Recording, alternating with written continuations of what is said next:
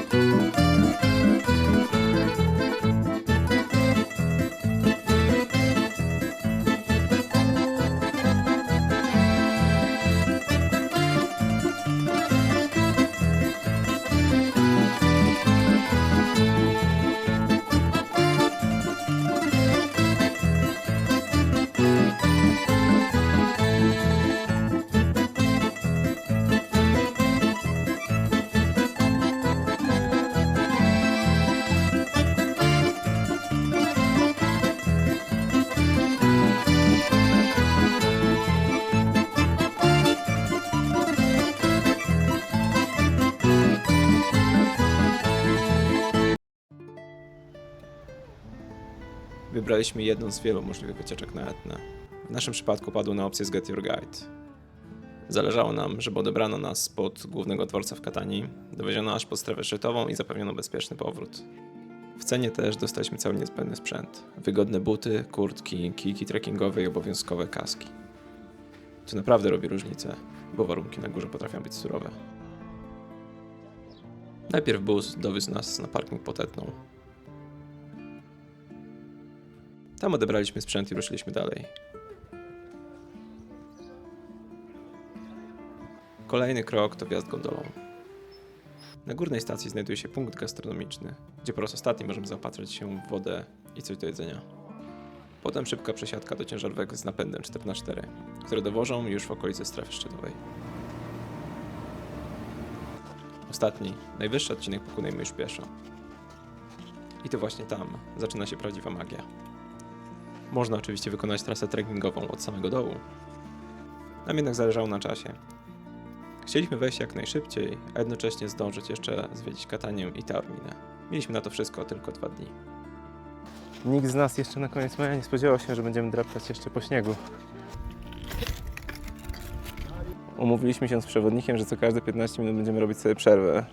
Na początku myśleliśmy, że może to trochę lekka przesada, ale rzeczywiście każde takie wchodzenie na tej wysokości, a jesteśmy już ponad na 2800 metrów, no to już powietrze jest dosyć rzadkie, także zmęczenie daje szybciej w kości. Cześć kochanie, jak tam jest? Fajnie, nie? Staję. Super. Trochę stracha mam, ale zaryzykowałem. Jezu, jak to pięknie wygląda. Warunki w okolicach szczytu są jednocześnie piękne i surowe. Tej zimy spadło nie tylko u nas dużo śniegu, więc kontrast jego bieli z czernią wulkanicznego pyłu robi ogromne wrażenie. A momenty, gdy przechodziliśmy przez chmury, dodawały całej wyprawie niepokojącego klimatu. Przepisy mówią jasno, bez przewodnika nie można wchodzić na szczyt. I dobrze. Zdarzały się momenty, kiedy widoczność spadała do 1 metra, a warstwy śniegu potrafią być zdradliwe. Pod spodem wulkan wciąż grzeje, tworząc głębokie leje, w które łatwo wpaść. Po drodze mijaliśmy tzw. bomby wulkaniczne. Masywne bryły zastygłej lawy wyrzucone podczas wcześniejszej erupcji.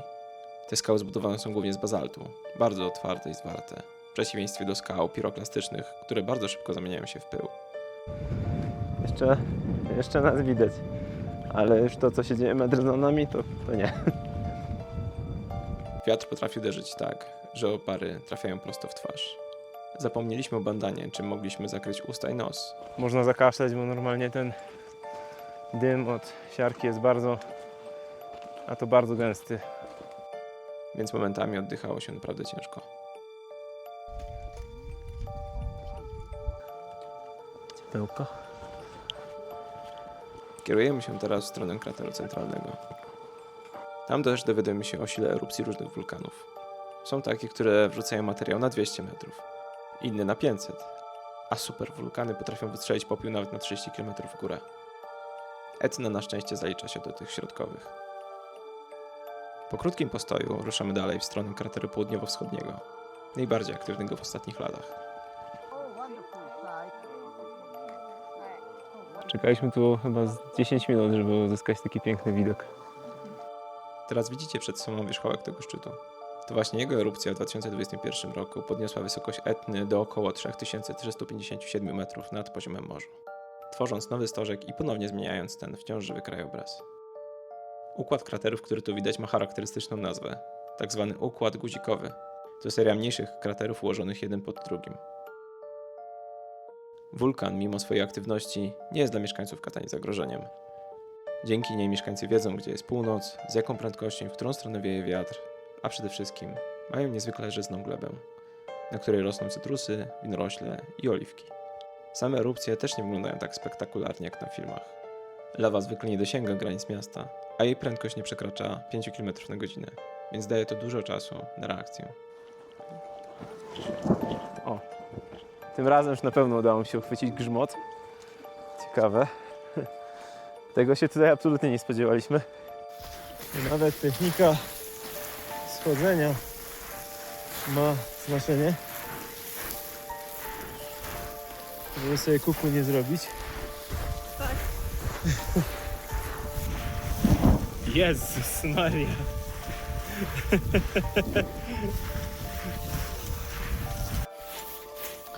Jeszcze na koniec zaczął padać grat.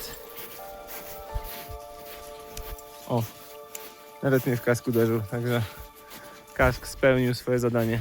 O, tam już jest busik, także sprawdzam czas.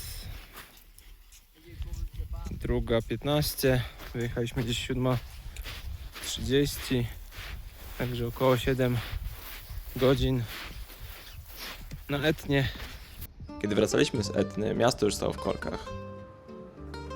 Do pokoju dotarliśmy chwilę po 17, więc zostało nam tylko kilka godzin na zwiedzanie.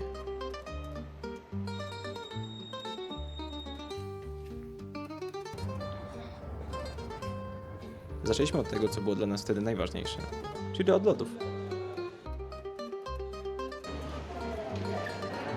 Pierwszy punkt z listy jedzeniowej mamy zaliczony. Gelato in brioche. Potem przyszedł czas na słonia Liotru, który według legend od wieków strzeże miasto.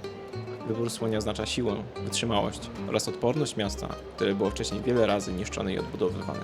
W sumie tak patrzyliśmy, na co mogą być takie te balkoniki, ale jak widać przede wszystkim na to, żeby postawić gdzieś klimatyzator.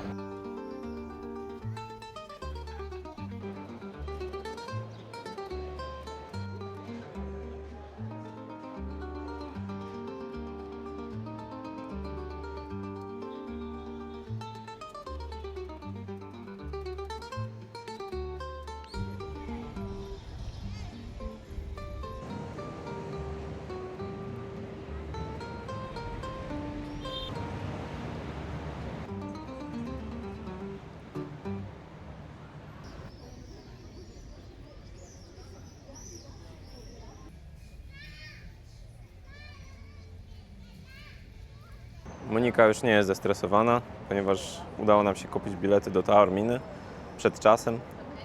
Także czekamy na nasz busik numer 9. I pytanie, jak bardzo się spóźni? No nie jest tak źle, wjeżdżamy 6 po. Także jak na włoskie standardy uważam to za bardzo dobry czas.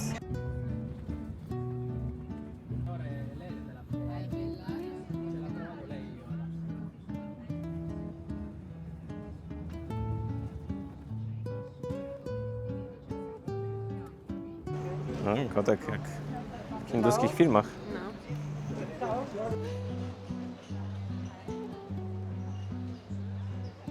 Taormina od pierwszych minut zrobiła na nas wielkie wrażenie. Położona wysoko, z widokami na morze, Etnę i klify. Wąskie uliczki, balkony pełne kwiatów, małe place.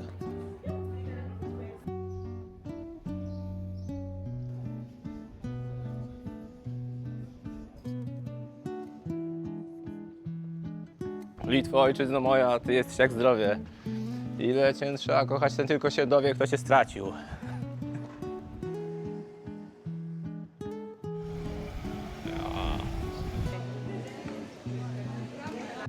Najwięcej czasu spędziliśmy w Teatro Antico di Taormina, słynnym antycznym teatrze greckim, później przerobionym przez Rzymian również o arenę walk dla gladiatorów. Mieścił nawet do 10 000 widzów. To największa atrakcja miasta i absolutny punkt obowiązkowy. Bilety kosztują do 16 euro, ale widoki z górnych trybun to jeden z najbardziej charakterystycznych kadrów Sycylii.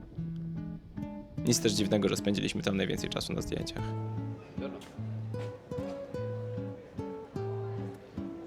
Powinny być doryckie, korynckie, jońskie. Jońskie były te były jońskie na pewno. Te są jońskie.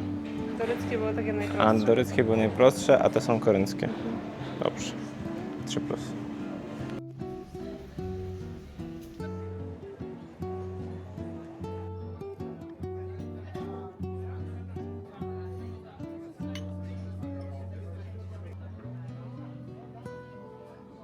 Taormina pokazuje też dużo symboliki, którą widać na każdym kroku.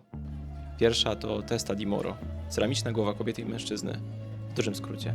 To sycylijska legenda o miłości, zdradzie i zemście. Pewna Sycylijka zakochała się w przybyszu. Gdy odkryła, że ma żonę i dzieci w swoim kraju, zabiła go z zazdrości, odcięła mu głowę i zrobiła z niej donicę. Bazylia rosła w niej tak pięknie, że sąsiedzi zaczęli tworzyć własne ceramiczne głowy. Drugi symbol to Trinacria, twarz otoczona 3 zgiętymi nogami. To starożytny znak Sycylii, symbolizujący 3 rogi wyspy i jej nieustanny ruch, energię i różnorodność. Trzeci to Opera dei Pupi, teatrzyk marionetek, który nawiązuje do średniowiecznych eposów o rycerzach. Opowiada historię o honorze, odwadze i walce dobra ze złem.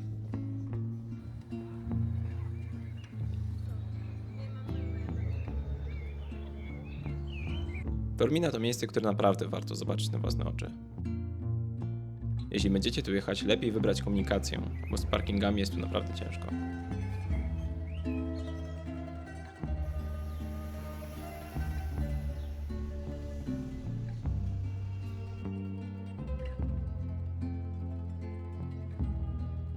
To jest statek milionera, a tam jest statek miliardera. My po całym dniu wracamy jeszcze na ostatni spacer po Katanii i powoli szykujemy się na kolejne przygody. Tym razem na zachód Sycylii.